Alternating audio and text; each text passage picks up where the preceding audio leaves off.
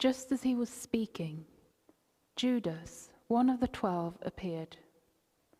With him was a crowd armed with swords and clubs, sent from the chief priests, the teachers of the law, and the elders.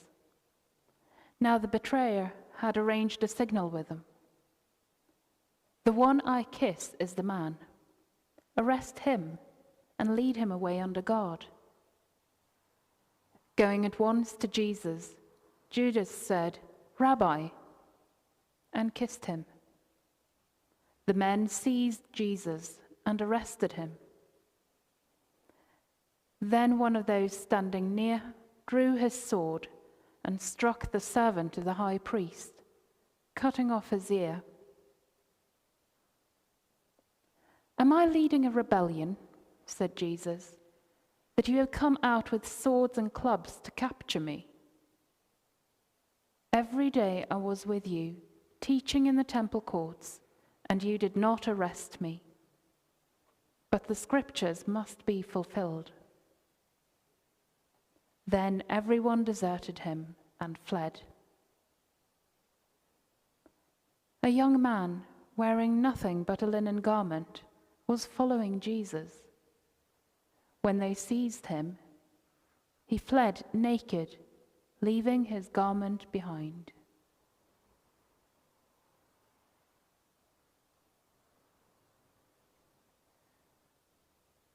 Reflection 1.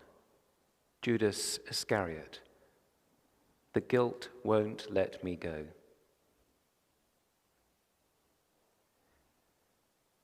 Dear Rabbi, I'm writing this even though I know it's too late.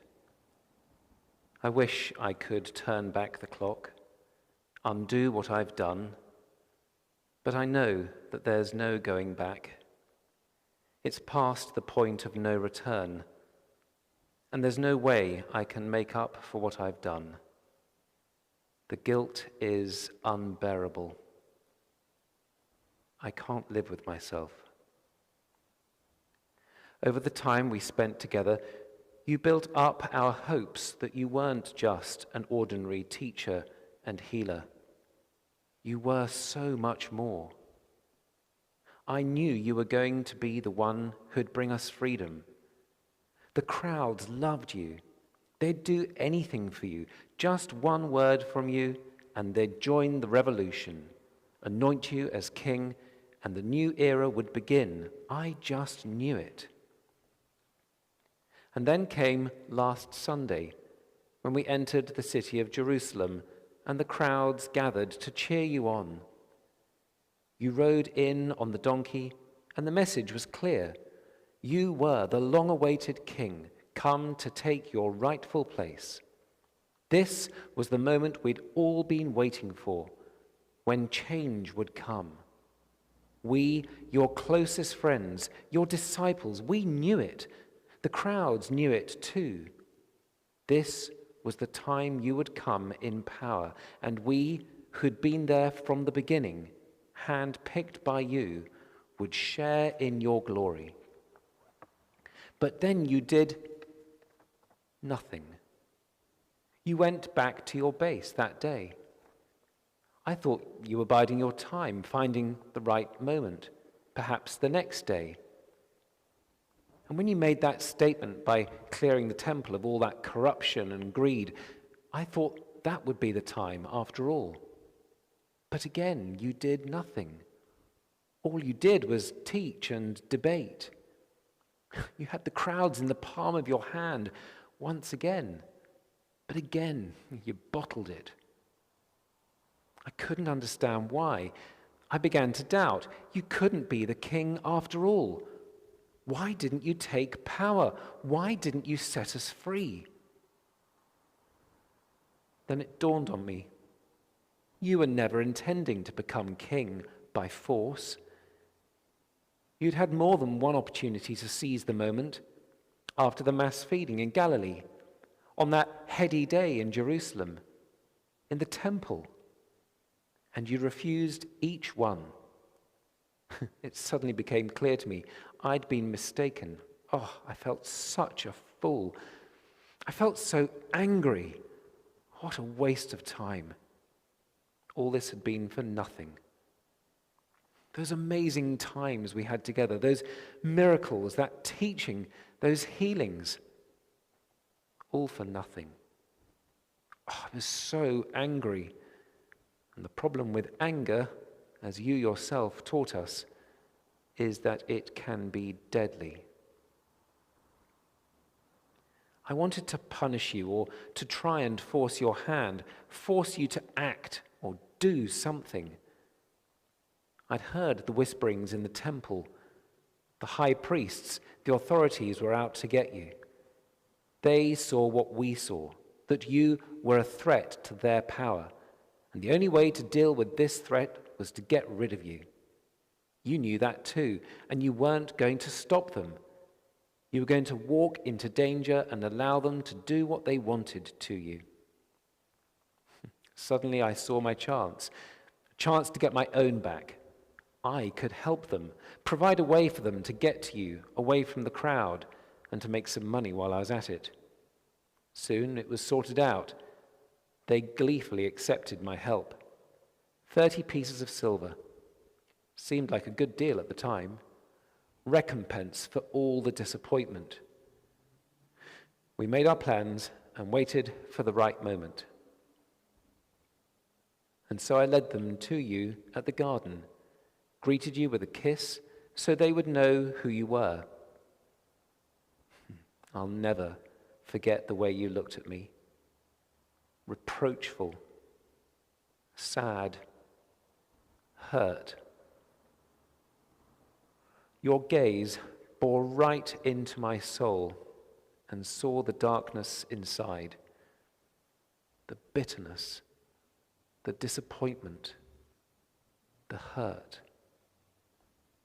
From a small spark, it raged like a fire in me, consumed me completely, and it led me to this. I betrayed you with a kiss.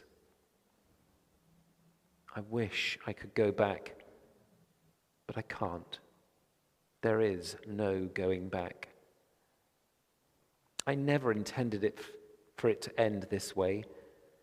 I didn't really think they'd have you killed. I didn't really think you'd let them do it. They were like predators encircling their prey, and they had no intention of letting you go once you were in their grasp. And you didn't fight back. Why didn't you fight back?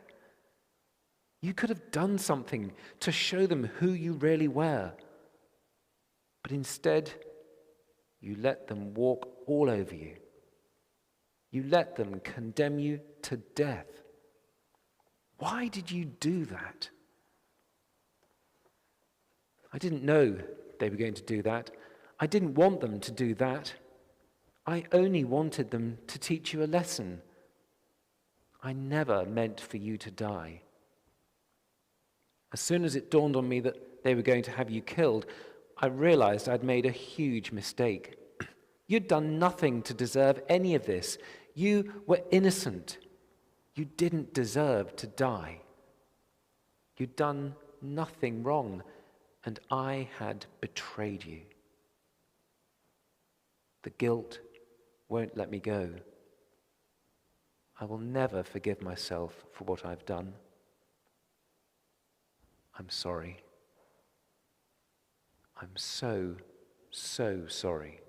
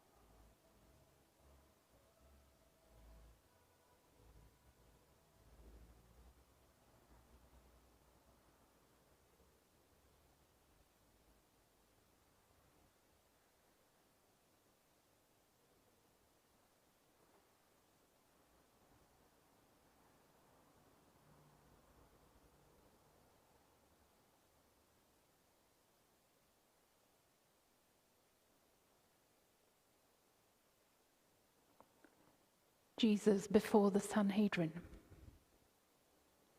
They took Jesus to the high priest, and all the chief priests, the elders, and the teachers of the law came together. Peter followed him at a distance, right into the courtyard of the chief priest. There he sat with the guards and warmed himself at the fire.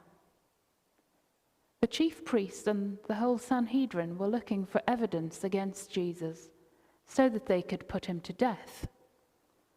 But they did not find any. Many testified falsely against him, but their statements did not agree. Then some stood up and gave this false testimony against him. We heard him say, "I will destroy this temple made with human hands, and in 3 days will build another, not made with hands." Yet even then their testimony did not agree. Then the high priest stood up before them and asked Jesus, "Are you not going to answer? What is this testimony that these men are bringing against you?" But Jesus remained silent and gave no answer. Again, the high priest asked him, "Are you the Messiah, the Son of the Blessed One?" "I am," said Jesus. "And you will see the Son of Man sitting at the right hand of the Mighty One and coming on the clouds of heaven." The high priest tore his clothes. "Why do we need any more witnesses?" he asked. "You have heard the blasphemy. What do you think?" They all condemned him as worthy of death. Then some began to spit at him. They blindfolded him, struck him with their fists, and said, "Prophesy." And the guards took him and beat him. While Peter was below in the courtyard, one of the servant girls of the high priest came by. When she saw Peter warming himself, she looked closely at him. "You also were with that Nazarene, Jesus," she said. But he denied it in the entryway. When the servant girl saw him there, she said again to those standing around, "This fella is one of them." Again, he denied it.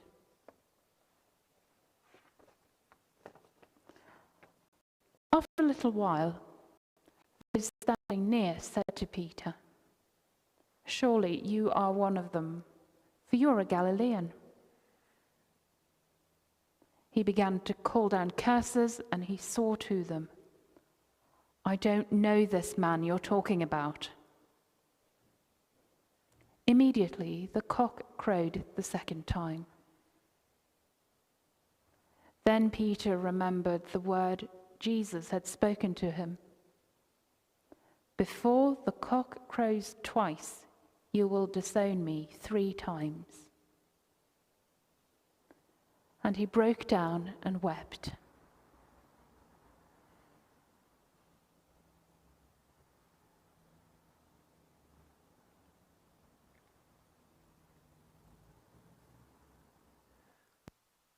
Reflection 2.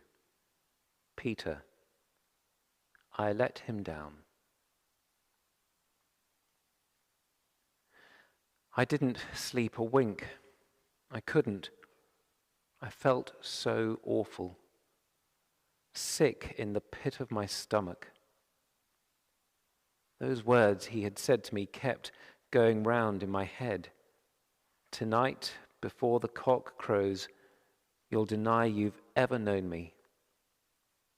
I couldn't believe it. Me, Peter, the one he had nicknamed Rocky, denied Jesus? I'd never denied Jesus, never, as if I could. He was the man who'd given me purpose. Life was so exciting when he was around. I'd made lots of mistakes, but he forgave every one. Amazing, really. How could I ever deny the man who had turned my life upside down, who had allowed me to share in the greatest adventure ever? I couldn't. But I did. 3 times. Swore I didn't have the faintest idea who he was. And then he looked at me. He wasn't angry. He wasn't reproachful. Disappointed. If I'm honest, that's worse. I was devastated. I couldn't believe I'd let Jesus down. I'd been so full of it, so full of good words and good intentions, but I couldn't back them up with my actions. I was so ashamed of myself. I ran out and wept. Wept like I've never wept before. Friday was even worse. When Jesus needed his friends most, we deserted him. All of us, except John and some of the women in our group. It was fear that kept me away. What if they got me too and treated me the way they treated him? The one place I wanted to be was by Jesus' side, showing him that he could still depend on me and my support. But I was too much of a coward. So I had to rely on others to keep me posted. And the news got worse and worse as the day wore on. First, they told me that he'd been put on trial for blasphemy, that the authorities wanted his blood. Then I heard about the beating, the insults, the scourging, and then they told me he'd been sentenced to death, crucifixion, a death so horrible that Roman citizens are spared such awful treatment. Finally, I heard the news I thought I'd never hear. He had died. Jesus, the miracle maker, my hero, my captain, my leader, the one who was going to save us all from the oppression, dead. I was numb, devastated. Didn't believe it. My hopes were snuffed out with him. What was I going to do now? Where would I go?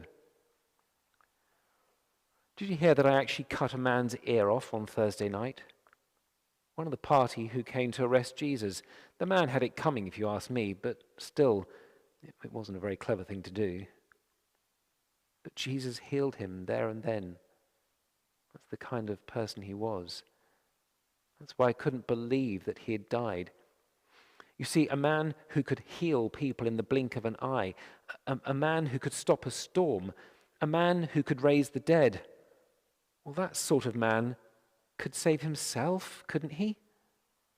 He couldn't be dead. So why did he let them do that to him? Why did he let them kill him?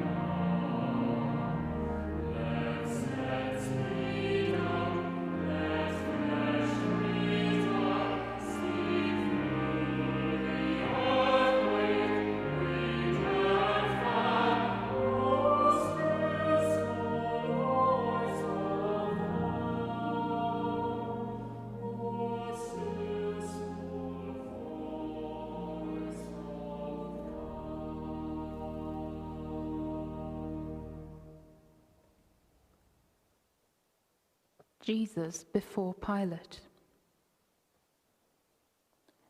Then the Jewish leaders took Jesus from Caiaphas to the palace of the Roman governor. By now it was early morning. And to avoid ceremonial uncleanness, they did not enter the palace, because they wanted to be able to eat the Passover. So Pilate came out to them and asked, "What charges are you bringing against this man?"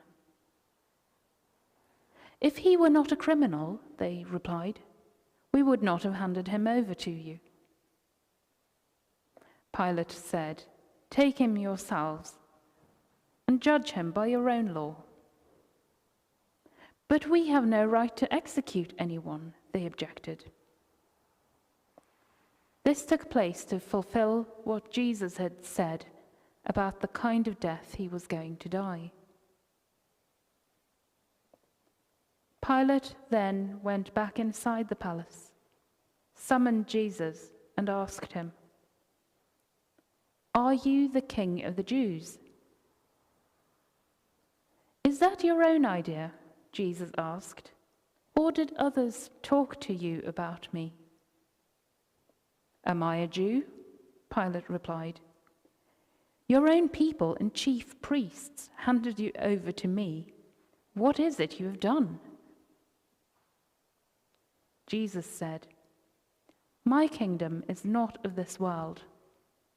If it were, my servants would fight to prevent my arrest by the Jewish leaders. But now my kingdom is from another place." "You are a king then," said Pilate. Jesus answered, "You say that I am a king.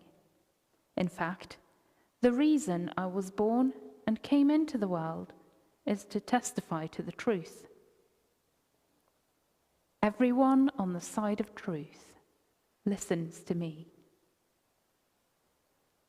"What is truth?" retorted Pilate.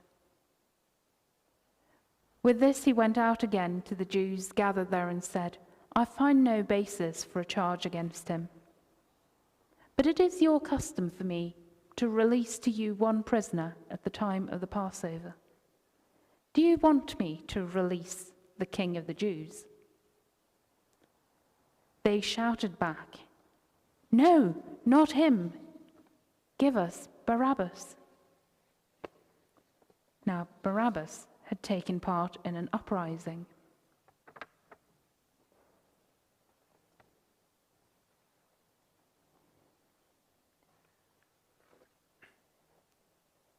Reflection 3. Pontius Pilate, playing the blame game. He really ruined my day, you know. All was going well in Jerusalem till he came along. I was doing my bit, keeping law and order, which isn't easy to do with that riffraff, especially when it's their festival season. I don't know what they put in the water, but everyone seems to get rather excited.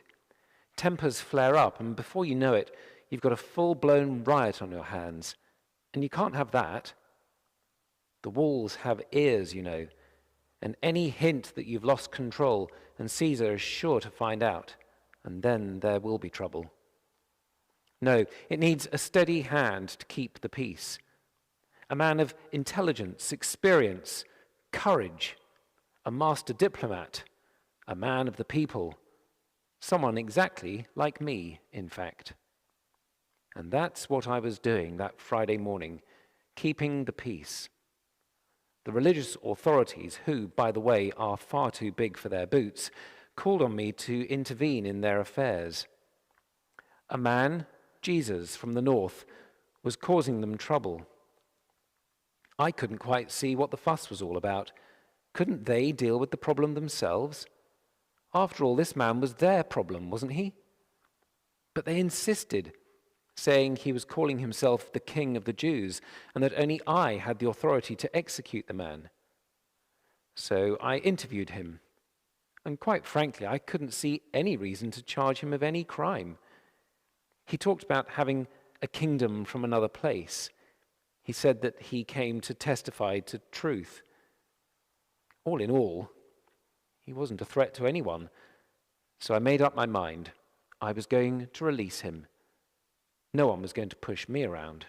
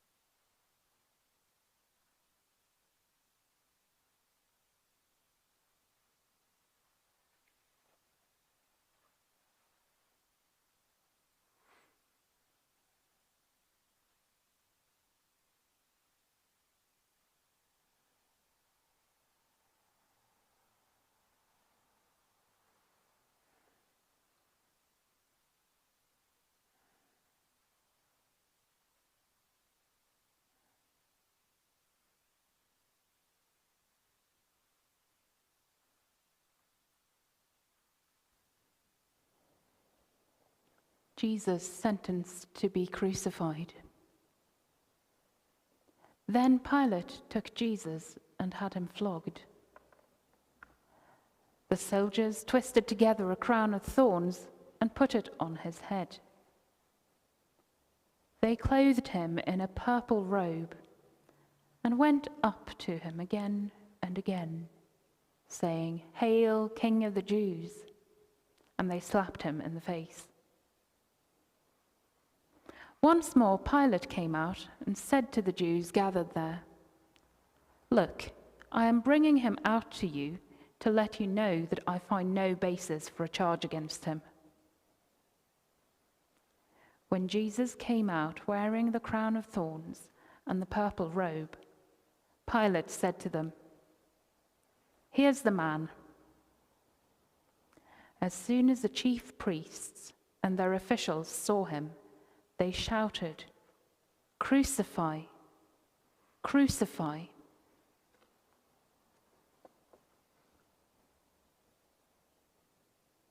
But Pilate answered, "You take him and crucify him. As for me, I find no basis for a charge against him." The Jewish leaders insisted, "We have a law, and according to that law he must die, because he claimed to be the Son of God." When Pilate heard this, he was even more afraid, and he went back inside the palace. "Where do you come from?" he asked Jesus. But Jesus gave him no answer. "Do you refuse to speak to me?" Pilate said. "Don't you realize I have power either to free you or to crucify you?" Jesus answered, "You would have no power over me if it were not given to you from above. Therefore, the one who handed me over to you is guilty of a greater sin." From then on, Pilate tried to set Jesus free, but the Jewish leaders kept shouting, "If you let this man go, you are no friend of Caesar. Anyone who claims to be a king opposes Caesar." When Pilate heard this, he brought Jesus out and sat down on the judge's seat at a place known as the stone pavement, which in Aramaic is Gabbatha. It was a day of preparation of the Passover. It was about noon. "Here is your king," Pilate said to the Jews. But they shouted, take him away, crucify him." "Shall I crucify your king?" Pilate asked. "We have no king but Caesar," the chief priests answered. Finally, Pilate handed him over to them to be crucified.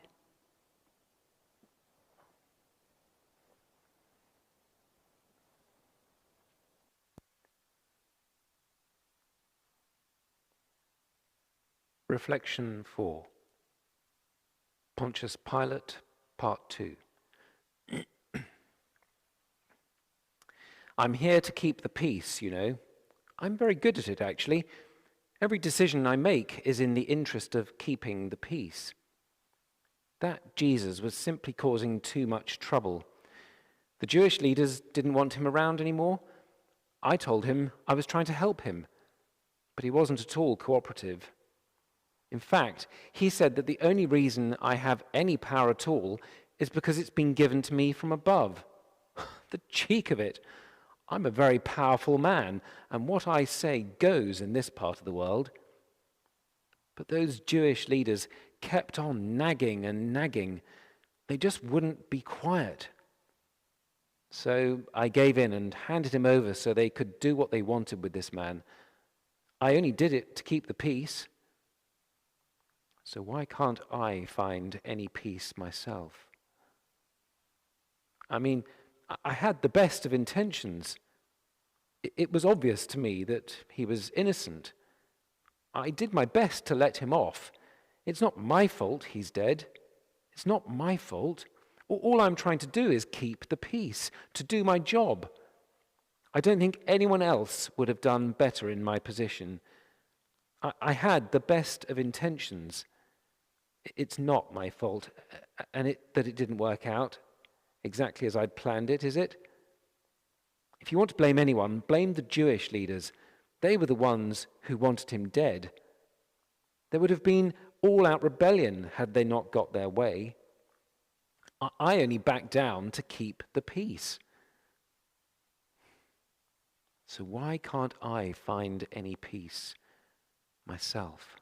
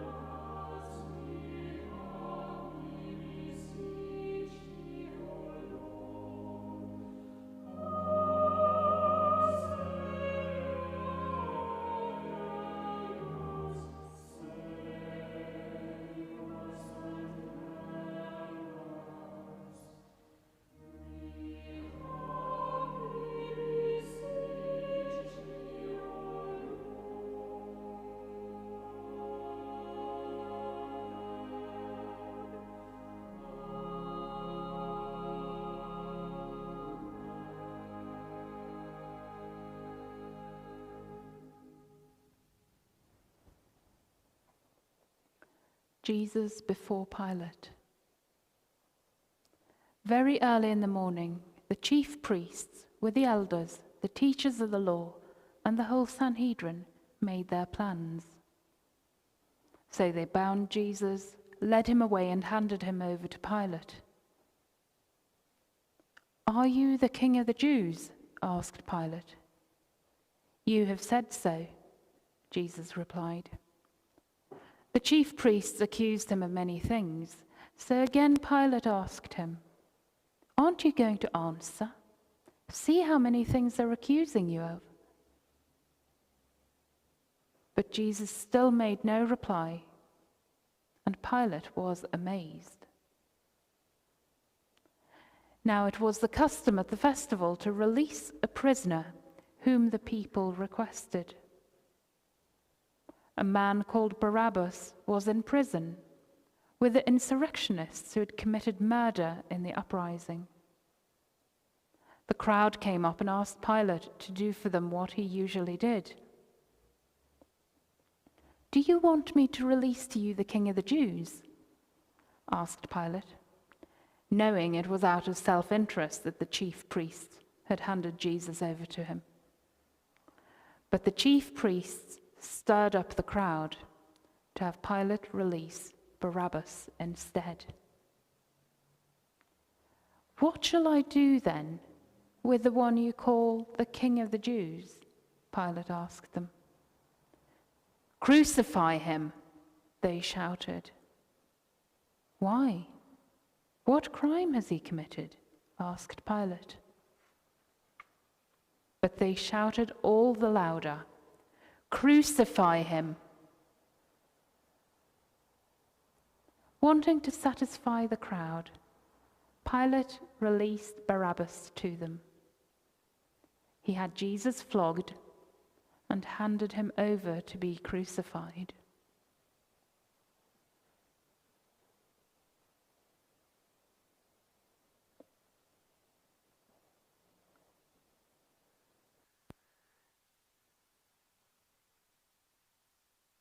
Reflection 5. Barabbas. Jesus took my place.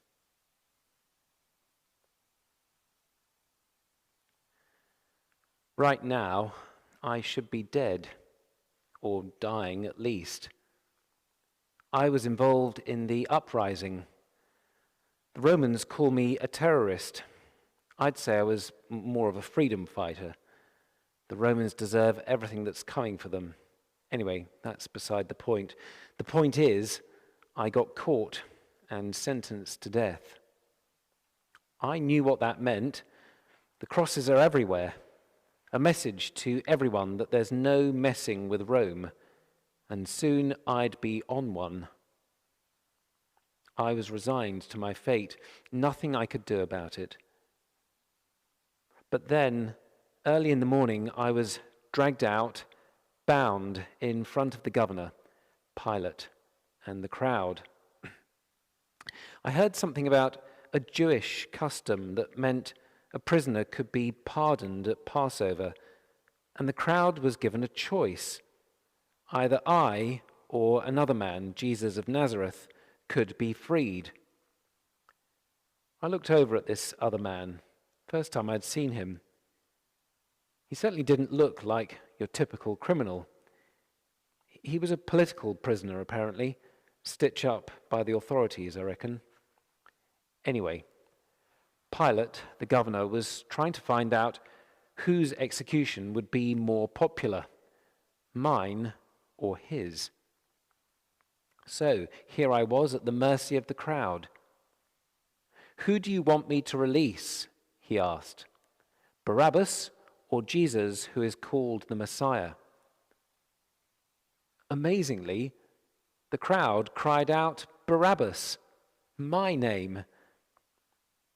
"And what do you want me to do with Jesus?" he asked once again. The crowd cried out, "Crucify him."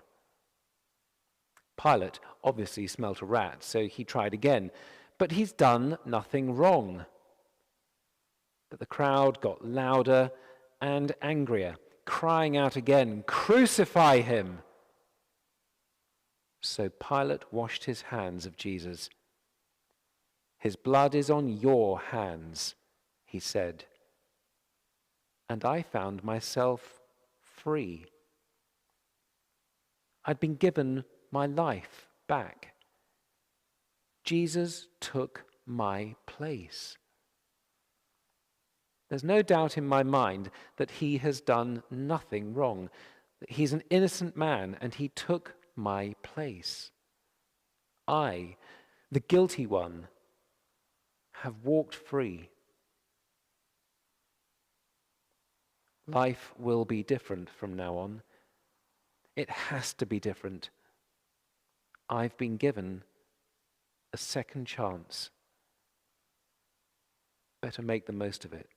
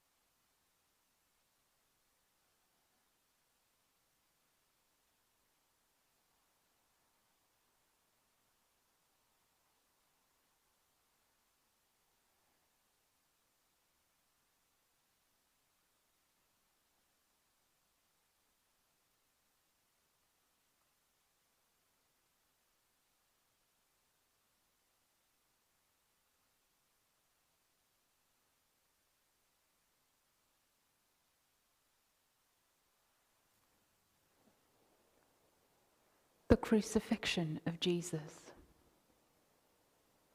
So the soldiers took charge of Jesus. Carrying his own cross, he went out to the place of the skull, which in Aramaic is called Golgotha. There they crucified him, and with him 2 others, one on each side, and Jesus in the middle. Pilate had a notice prepared and fastened to the cross. It read, "Jesus of Nazareth, the King of the Jews." Many of the Jews read this sign, for the place where Jesus was crucified was near the city, and the sign was written in Aramaic, Latin, and Greek. The chief priests of the Jews protested to Pilate, "Do not write the King of the Jews, but that this man claimed to be King of the Jews." Pilate answered, "What I have written, I have written." When the soldiers crucified Jesus, they took his clothes, dividing them into 4 shares, one for each of them, with the undergarment remaining. This garment was seamless, woven in one piece from the top to bottom. "Let's not tear it," they said to one another. "Let's decide by lot who will get it." This happened that the scripture might be fulfilled that said, "They divided my clothes among them and cast lots for my garment." So this is what the soldiers did.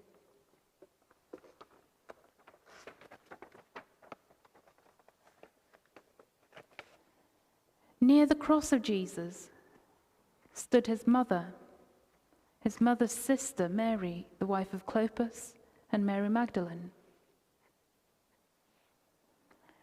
When Jesus saw his mother there and the disciple whom he loved standing nearby, he said to her, "Woman, here is your son." And to the disciple, "Here is your mother." From that time on, this disciple took her into his home.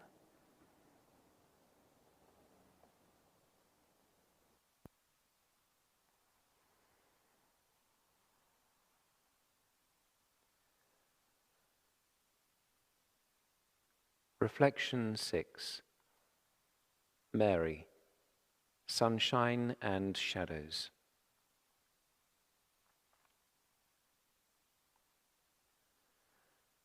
I watched him die. There was nothing I could do about it. There is nothing worse than seeing your child die in any circumstances. But the way he died made it even worse. He'd been beaten and whipped so badly that I barely recognized him. The agony was etched across his face. It was just so cruel. And there was absolutely nothing I could do about it. I was helpless. It's a mother's duty to look after her son, but I just stood there, powerless, as his life ebbed slowly away. And to add insult to injury, the soldiers and passers-by mocked him. The soldiers even gambled for his clothing while he was nailed to that cross, dying. I wanted to shout at them, to stop them, to ask them to help my son, or at least ease his suffering in some way, instead of acting as if he were there for their enjoyment. It broke my heart. And as he hanged there dying, flashbacks came to me of moments that I treasured throughout his life. The moment I first held him and wrapped him in those swaddling bands to protect him from the cold Bethlehem night. Those extraordinary visitors we had when he was born. The first smile. His strange disappearance in Jerusalem. The day he first worked with Joseph in the workshop. The day he told me he was beginning his ministry of teaching and healing. The way he spoke to me, it was clear he was saying goodbye. He knew his message would get him into trouble with the religious and political leaders. I think he knew that they would end up killing him, but it didn't stop him. Nothing would stop him from carrying out God's will. And now his journey has ended here. His life in the hands of people who have nothing but hate in their eyes. He could have complained. He could have given in to self-pity or anger and would have been perfectly within his rights to do so. After all, he didn't deserve what was happening to him. It was so unfair. And yet, he was selfless as usual. thinking of others before himself. He looked at me and our friend John and made sure that I'd be looked after. My dear, dear son, looking after my interests, when I should be the one looking after him. But out of the deep, deep hurt, healing has come. And he did often say that he'd rise again on the third day. Is it foolish to believe that this isn't the end? Is it possible that out of the darkness, light will come? Jesus has brought hope to so many people. Is it foolish to believe that there is still reason to hope?